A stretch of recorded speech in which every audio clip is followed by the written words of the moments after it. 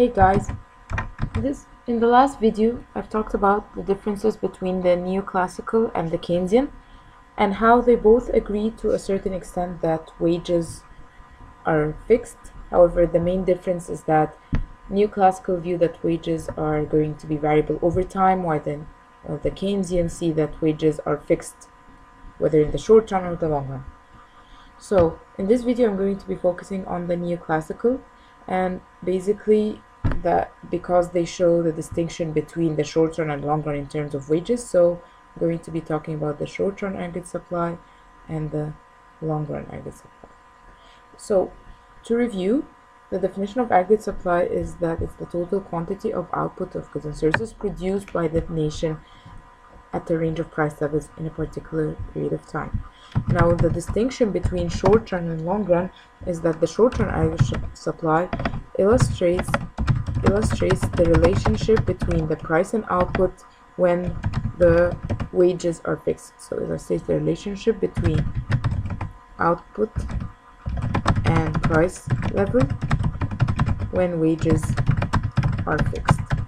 Whereas the long run aggregate supply in the neoclassical illustrates the relationship between output and price level when the price of all factors of production are variable. When the price of all factors of production are variable. So, given that distinction in mind, how do they both look like when we plot them on the graph? So over here we have the aggregate demand, aggregate supply.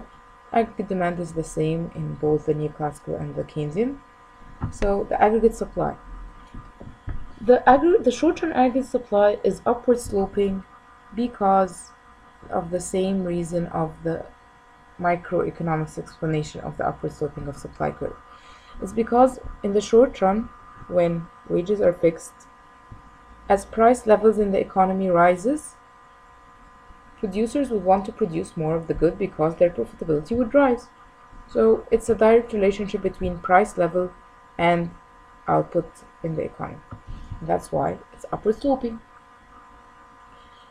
Now it's the long run aggregate supply that needs to be thought of. So what would be the relationship between output and price level when all prices are variable?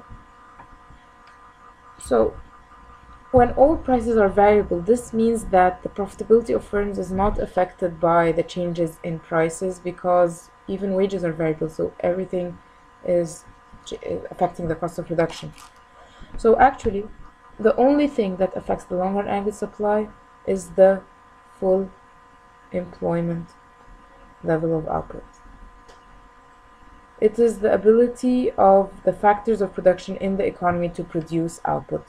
So we say that the full employment level of output is affected, so the YFE, or the full employment level of output, is affected only by the quantity and quality of the factors of production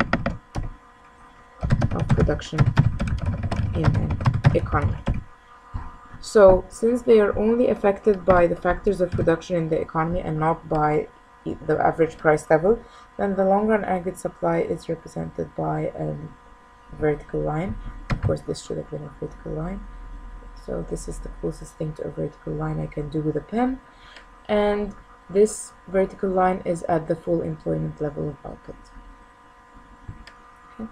Now, if the quantity and quality of factors of production change, then longer aggregate supply would shift.